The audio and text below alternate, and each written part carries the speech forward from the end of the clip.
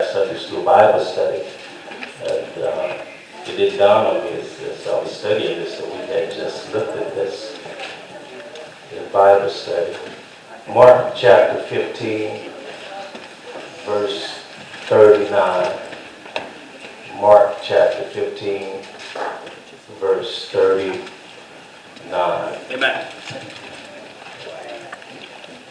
When you look at the context of this text, it deals with Jesus' dying on the cross. I want to start at verse 33, but my focal verse is 39. At noon, darkness came over the whole land until 3 in the afternoon. And at 3 in the afternoon, Jesus cried out in a loud voice, Eloi, Eloi, lema sabachthani, which means, my God, why hast thou forsaken me? Amen. And when some of those standing near heard this, they said, listen, he's calling Elijah. Someone ran, filled a sponge with wine and vinegar, put it on a staff, and offered it to Jesus to drink. Yes. Now leave him alone. Let's see if Elijah comes to take him down. He said with a loud cry, Jesus breathed his last breath. The curtain of the temple was torn in two from top to bottom. And when the centurion, this is our focal verse, when the centurion who stood there in front of Jesus said how he died, he said, surely this man was the Son of God. Amen. Amen. You may be seated in the presence of God. Amen. I want to talk about surely. Amen. Amen. Surely. Surely. Thank God for my family that are here from near and far away. Kansas City. Amen. Amen. Thank God for your presence. I don't believe in stealing members, but I sure see you next Sunday. All right. That's the invite. That's all it is. Surely. When you look at the context of this text, we see the centurion man watching as Jesus takes his last breath. One man and one man only is wholly competent to tell us the story of the death of Jesus Christ. That man is this Roman centurion. Yes.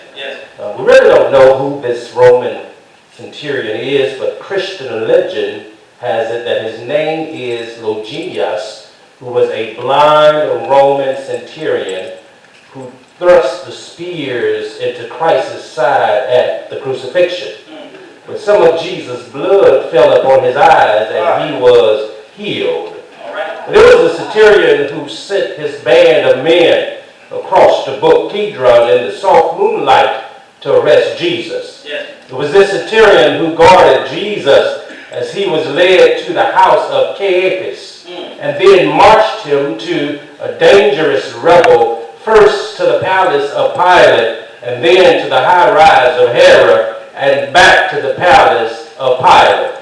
But there was this centurion that overheard the strange conversation between Jesus and Pilate and asked the question, are you a king? It was this centurion that supervised the scourging of Jesus. It was this centurion who looked on when the soldiers mocked Jesus. It was by his lips of the centurion that the message of Pilate's wife reached the governor's ears. It was from the lips of this same centurion that Simon of Cyrene, a man of Afrocentric ethnicity, was to help with the cross of Jesus the Christ. And at his word of the command, the glittering spears began to move along the way of Calvary. It was this same man that saw the nails that were driven in Jesus' hands. And then stood and watched for the eye and open ears in the strip of his Roman discipline and marked how Jesus died. But of this man, we know nothing. Certainly until he stands in the light of a dying face of Jesus. That he was a centurion tells me that he was a man of middle life, a man who had seen service had been risen through the merit to his own high command. It may be safely said that among the centurions of the Roman army, he was said to be one of the very flower and honor of chivalry. Do I have a witness here? I'm talking about the centurion who watched Jesus die. Yes. But there they crucified him. There at the center of the earth, there they watched him. There they committed the cruel offense. And then they sat down and watched him die. Yes. They sat down. Y'all quiet on me this morning. Come on. They sat down and became casual observers. Do I have a witness here? All right. And I need to say this because I'm going to go somewhere. When somebody becomes a casual observer of anything, they run the risk of changing his or her opinions of you. Amen? They run the risk of changing their minds and opinions about people, about changing our possessions, our perspectives, and our problems. Once we become casual observers. And I dare to tell you this, but sometimes being a casual observer ain't always good. All right. And I hate to bless the bubble bit, but that's what folks that's in here this morning, casually observers. But also, my brothers and my sisters, you got to feel like this coming now. I got to go on and preach out here. Also, you better be aware of casual observers.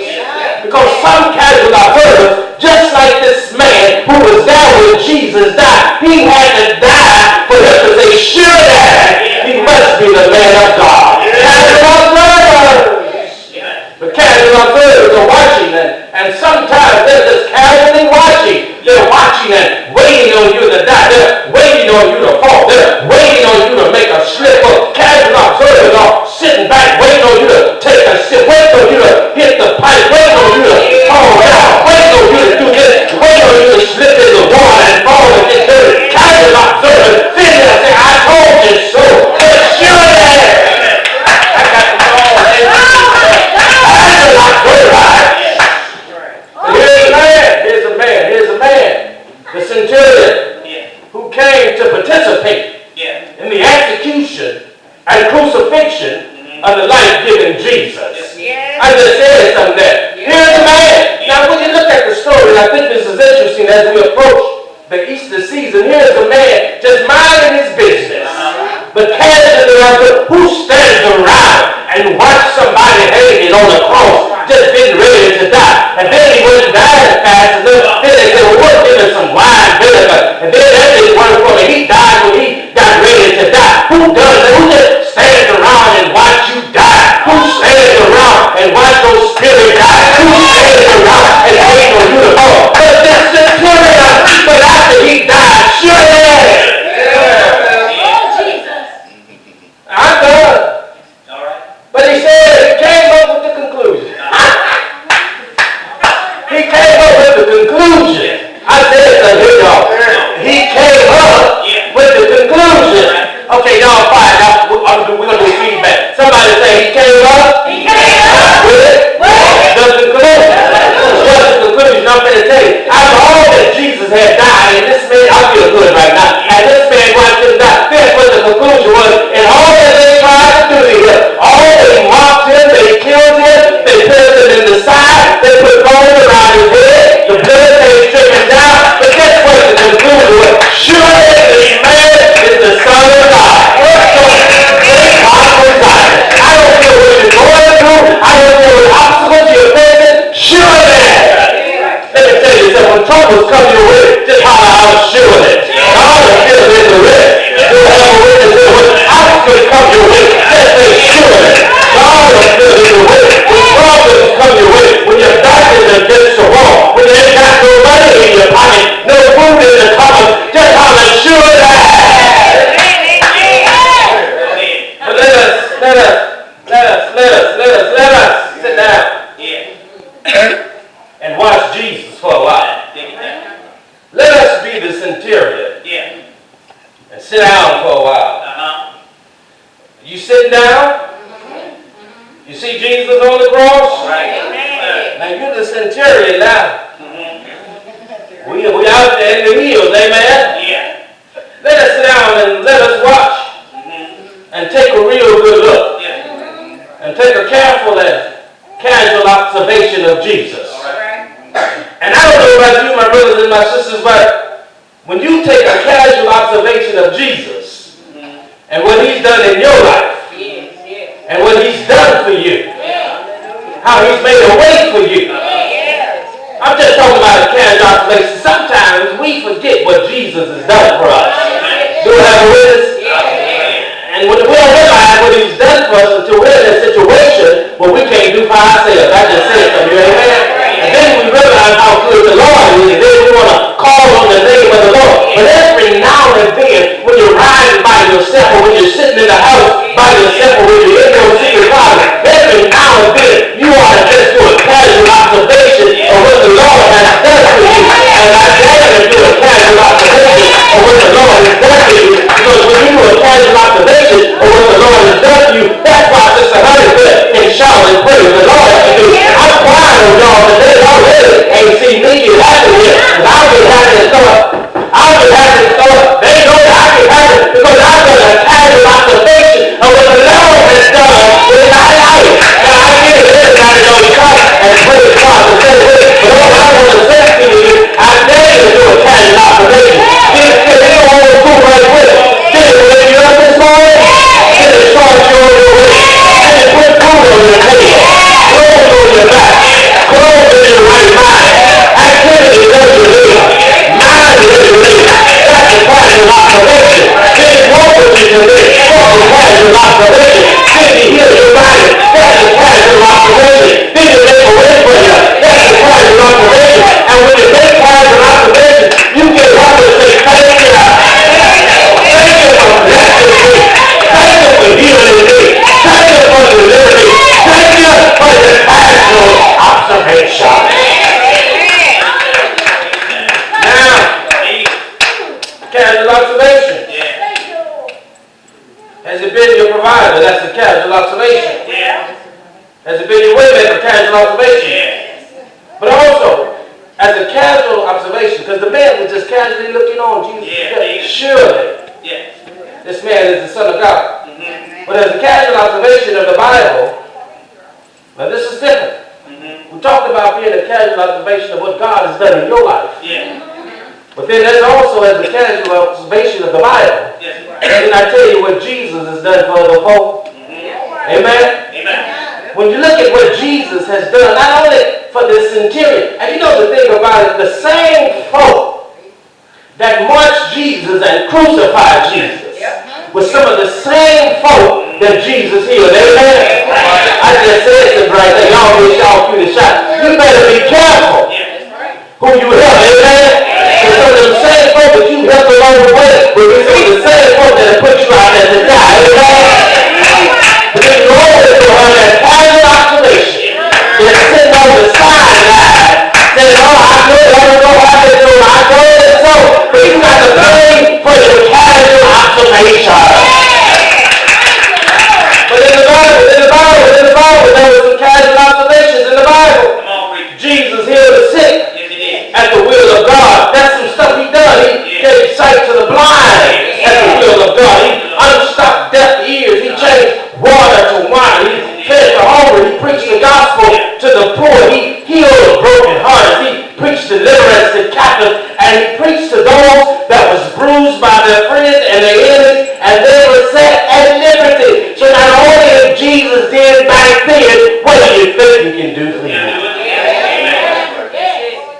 You may, and I'm done, I'm not long-winded. You may be a murderer like Moses, but Father, forgive them. You may be an adulterer like David, but whatsoever you may be, Father, forgive them. Because the songwriter said, it's at the cross, where I first saw the light, and the burdens of my heart were rolled away. And can I just throw this out here for free? All of us are somebody, amen? And all of us got something, amen? But see, the difference between us and them, we just ain't been caught yet. You know how to look at that. We haven't not been exposed yet, amen? But at the cross, where I first saw the light, and the burdens of my heart have rolled away.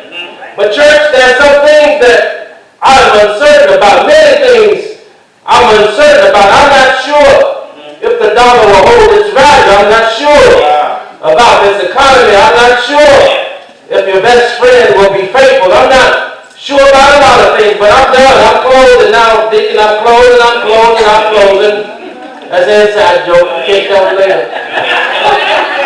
But I'm not sure about a lot of things. The songwriter says, I don't know who holds tomorrow, but I know who holds my hand.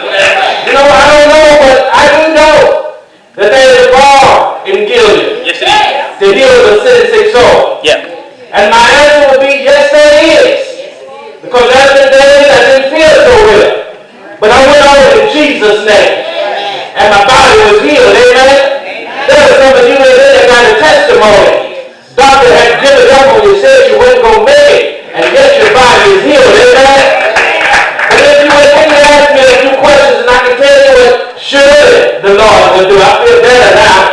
But if you would ask me if he's a lawyer that has never lost a case, surely, yes, he is. If you would ask me if a woman with 5 husbands can become a soul winner for Jesus Christ, my answer would be surely. If you would ask me what to do when your back is against the wall, there is no other person to call on but God. My answer would be surely. If you would ask me if God can take a broken stick and hit it like a straight hit, my answer would be surely. Somebody else can preach this back. If you would ask me if God would send his only begotten Son into the world to save a sinner like you and me, my answer would be surely. If you would ask me if God would raise his Son Jesus from the dead on the third day morning, my answer would be surely. If you would ask me if Jesus was risen with all power in his hand, including the keys of death and life in his hand, my